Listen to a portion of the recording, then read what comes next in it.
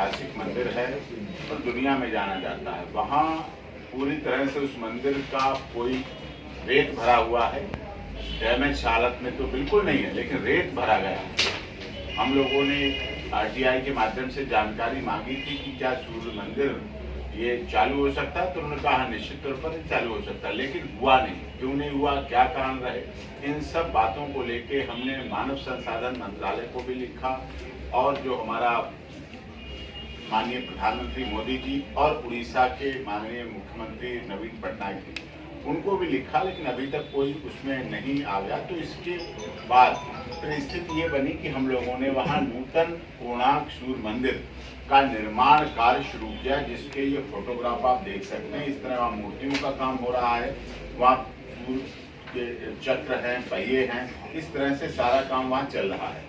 अब उस पर या तो जमीन उपलब्ध कराई जाए या जो हम लोग जमीन खरीद करके वहाँ बना रहे हैं उसको वैधता दी जाए और उस पर कोई भी सरकारी तोड़ फोड़ इस तरह से ना हो, क्योंकि भावनाओं का केंद्र बिंदु है सूर्य मंदिर और हमारे हिंदू भावनाओं के लिए ये आस्था का विषय है और आस्था के साथ साथ हमारे ऐतिहासिक विषय भी है, क्योंकि सूर्य मंदिर सदैव से रहा है वहाँ, इसलिए कोणार्क में, इसलिए हम लोगों का सबका इकट्ठा ये सब मुहिम है कि वहाँ पर नवीन नूतन कोणार्क सूर्य मंदिर का निर्माण सरकार के सहयोग से हो तो बहुत अच्छी है, नहीं तो सरकार उसमें विघ्न न पहुंचाए, बाधा न पहुंचाए, जिससे कि वहाँ किसी भी असामाजिक तत्वों को आगे आकर किसी भी असामाजिक गतिविधि में शामिल होने का अवसर ना मिले।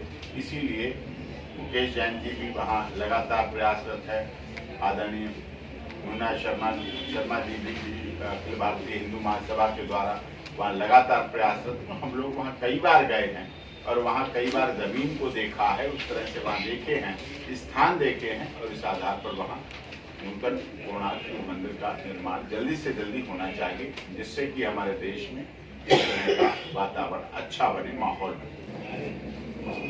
ये कोणार्क का सूर्य मंदिर ये तंत्र विद्या केंद्र है। जैसे सबरीमाला मंदिर है जिसके को अपवित्र करने की सुप्रीम कोर्ट के जजों ने साजिश रची है, ऐसे ही ये तंत्र मंत्र का बड़ा केंद्र था और इस इलाके में जब अंग्रेजों के पानी के जहाज आते थे तो डूब जाते थे। एक बात और बताना चाहता हूं कि उस समय अंग्रेजों की राजधानी कलकत्ता थी। कलकत्ता में कोई सम्राट नहीं था, कोई बादशाह नहीं होता, बादशाह होता दिल्ली में। 1903 में वो मंदिर बंद किया गया और उसके बाद सम्राट एडवर्ड की ताजपोशी दिल्ली में हुई। ये मंदिर तंत्र मंत्र का केंद्र था। ये मंदिर ऐसी आसुरी ताकतों को आगे बढ़ने से रोक रहा था, इसलिए अंग्रेजों ने इस मंदिर को बंद कर दिया। मैं भगवान जगन्नाथ का भक्त हूं। मुझे भगवान जगन्नाथ का साक्षात आदेश मिला है कि इस मंदिर को बनाया जाए, नया मंदिर।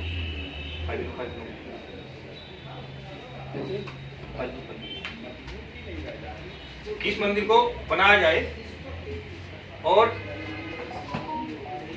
स्वामी ओम जी और हमने तय किया कि ये मंदिर फिर से उसी रूप में बनाया जाए।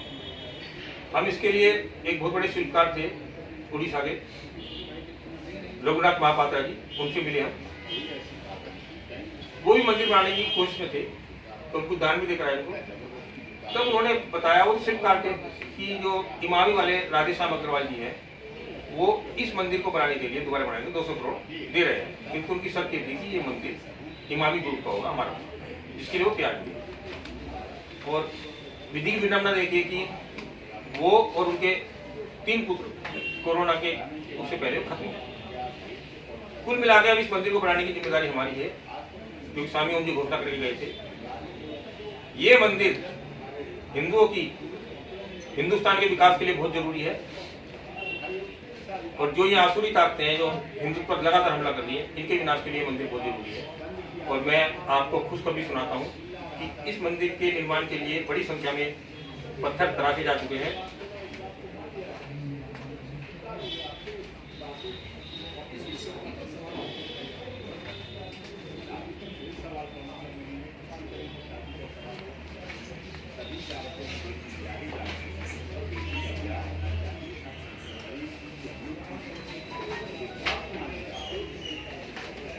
इस मंदिर के लिए बहुत भव्य सूर्य भगवान की मूर्ति स्थापित की गई है।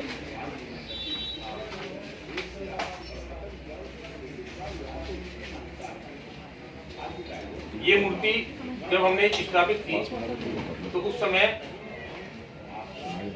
ये मूर्ति ऐसी नहीं थी, किंतु जैसे हमने प्राण प्रतिष्ठा की ये मूर्ति मुस्कुराने लगी। इसकी आंखें तक मुस्कुरा रही है, आप जब गौर से देखेंगे तो इसकी आंखें तक में मुस्कुराहट है। आज 7 में से 6 घोड़े हम तैयार कर चुके हैं।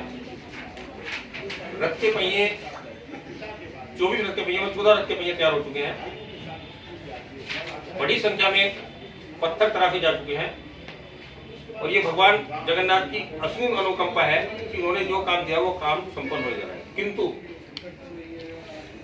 इस जमीन को, इस मंदिर को लेकर जो कोणार्क प्रशासन है वो हमको सहयोग नहीं कर रहा है। हमने एक छोटा मंदिर बनाने की कोशिश की शुरू में कि 120 साल से जो पूजा अर्चना बचा वो शुरू की जाए, उसमें वो मंदिर तोड़ दिया। ये मतलब एक हठधर्मिता चल रही है, मंदिर को रोका जा रहा है बनने से। अब इसके पीछे कौन कौन भी ताकते हैं मैं ये नहीं कह सकता हूँ, किंतु ये बहुत गलत हो रहा है कि कोणार्क में 120 साल से पूजा अर्चना बंद की, भगवान सूर्य देव की मूर्ति को यह राष्ट्रीय संग्रहालय में लाकर बिना पूजा के रखा जा रहा है। और हम लोग यदि इस मंदिर को बनाने की बिना किसी मदद के, हम कह रहे जमीन के तुम पैसे लो, हम उनसे कोई मदद नहीं मांग रहे कि पत्थर तराशने मदद करो, ये मदद करो। भगवान जगन्नाथ की विशेष अनुकंपा हुई है कि इस काम के लिए पैसे का अभाव नहीं है, उसके बावजूद भी इस मंदिर को बनने से रोका जा रहा है। आप लोगों के माध्यम से हमारी कोणार्क प्रशासन से और मुख्यमंत्री नवीन पटनायक जी से अपील है कि वो इस मंदिर के निर्माण के लिए थोड़ी जगह दे। तो 6 एकड़ में मंदिर बनना है, किंतु अभी मंदिर के लिए पत्थर तराशने में 1.5 साल लगेगा। इस बीच में हम एक छोटा मंदिर बनाना है 7 घोड़े लेकर, तो उसके लिए हम केवल 200 गज जमीन कोणार्क प्रशासन में मांग रहे हैं, क्योंकि वो वहाँ की सारी जमीन नोट फाइनल है, सारी जमीन पर सरकार का अधिकार है, किंतु वो प्रशासन और तहसीलदार हमको सहयोग नहीं कर रहे हैं। आप लोगों के माध्यम से ये अपील हम सरकार तक पहुँचा सकते हैं। ऐसी तमाम अपडेट्स पाने के लिए हमारे चैनल प्रकाश न्यूज़ को लाइक, सब्सक्राइब तथा शेयर करना ना भूलें। धन्यवाद।